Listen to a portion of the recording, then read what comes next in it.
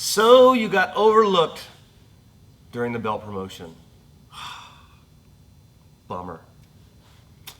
So our discussion today is going to be about belt promotions, or maybe the lack thereof, right?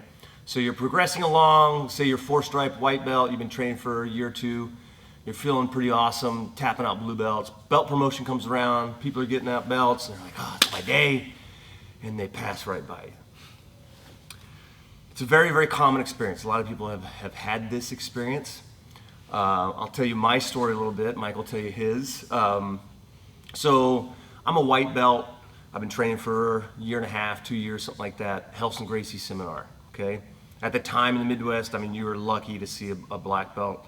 Man, it was just one of those seminars I was able to go to. It was awesome. I was so excited. He had us rolling at the end. He's paying attention. He had like the lower belts on one end, the higher belts on one. And I'm thinking, it's my day. I'm training. I'm doing really good. I think I'm messing up all the white belts, and I'm like, it's gonna be my day. I'm gonna get promoted. So it comes time, handing out the belts, and no blue belt. Back then they didn't have stripes. It was just a white belt. I don't even know what I did with it. Man, I was really bummed out. I was like, man, I thought for sure, like, I'm tapping out blue belts. I'm doing really good. I've improved a lot. Man, it bummed me out.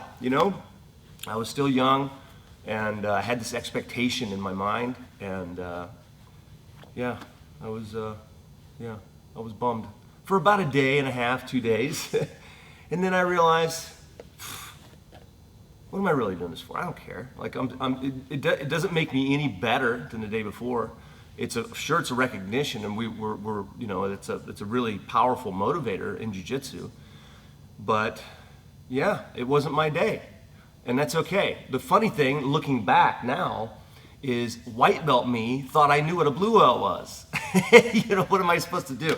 Tell Gracie, it's time for my blue belt, right? I'm ready. I had no idea. I wasn't ready. It wasn't my time. Whether it was a technical level or not, or something else, it didn't matter. But I'll tell you what, that experience was good for me. Looking back, I'm glad that I supposedly got passed over, even though I really didn't. I wasn't a blue belt yet. When you're a blue belt, they'll give you the blue belt. And if you're not, don't ask. Okay, that's the one thing I'll tell you. Don't ask your professor for the blue belt. Hey, can I get my blue belt? Maybe ask, like, it's a constructive way. Yeah, say, okay, what do I need to work on to get to the next level, to improve, right? Because that's ultimately what you want. You want to improve. You want to get better at this stuff, right? The blue belt, the purple belt, all that, it's just a recognition of your time and your effort, and it will come, I promise you. And to be honest with you guys, sometimes black belts are humans, and sometimes they make mistakes. And that leads us into, what was your white belt Passover moment? Oh, man. Well, so I was a very eager white belt, and I had a 4-stripe on my belt for some months, probably 4 or 5 months, and there was a blue belt promotion coming up, and a lot of my peers I knew they were getting their blue belt, and I was like, I think I'm gonna get mine too. Like, there's no way. Like, I'm crushing every white belt. Like, this has gotta happen, And so I show up. I think I told my friends and family even that day, I was like, I'm pretty sure I'm getting my blue belt tonight. And I was super excited. I was like looking forward to it all day, and I get to the academy and everybody's there, and we're having a great promotion night. And in the promotion, usually the stripes are given, and then after the stripes are all given out to every belt color, then the colored belts are rewarded. So when they're awarded, it's right at the end, and I'm sitting there thinking, all right, like, they haven't called my name yet, like, it's going down, like, I see some blue belts that Robin's got ready to go, it's happening. And he gives a stripe to another white belt, and then my name gets called for a stripe. And I'm kind of like, I got 4 of these already. It's like, I'll walk up, because maybe he's playing a joke on me. He's going to pull a blue belt out of his gi or something. But now he actually looked at my belt with just every bit of confusion that I had, and he's like, and I don't really know what happened like right at that moment. I'm pretty sure that you were like trying to save face as much as you could, and then I kind of just was like, and then you didn't. I think I even just said like, man, I thought you only had 3. Yeah, not my proudest moment as an instructor. But I didn't think, in my mind at the time, having so many students, I didn't think that he was quite ready for his blue belt. In my mind, I thought, okay, well, it's time for his 4th stripe. He already had it. Can't give him a 5th stripe. The 5th stripe. So that's what we call the 5th stripe. The 5th stripe of my white belt. It was an enlightening one, for sure. But first phone call I ever got from Robin Giesler was that night, apologizing. Yeah.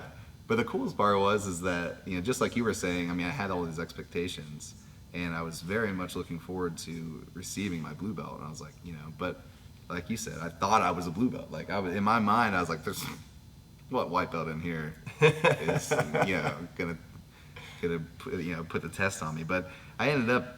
I think like a couple months went by after that, and I'll tell you what, if there's one thing that motivated me, that was it. It was kind of like a recognition of okay, yeah, I'm not there yet. And like our conversation on the phone, you explained these things to me, and I was a gamer, so I just continued to keep on going. But it motivated me to really take a look at what I would need to do to become a blue belt. I think we had a candid conversation about that, and so I just kind of listened to my instructor, and I kept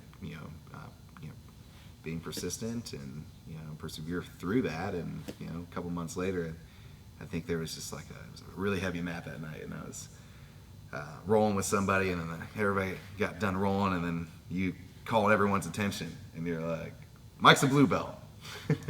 I don't have a belt for him right now, but you're a blue belt now. And that was one of the best days of my life. I actually left that night, went and saw one of my favorite bands that I had never had a chance to see, and was a blue belt in Jiu-Jitsu. And there's a picture of me that night, and I'm just like, you can see I'm ecstatic. And it was well worth the wait. And so what seemed like a letdown ended up being a positive for your. You're still at it. I can't believe he's still my student. But we're humans. We make mistakes sometimes, and that happens. And I think the moral of the story is. Focus on improving in jiu-jitsu. The belts will come. Again, don't ask.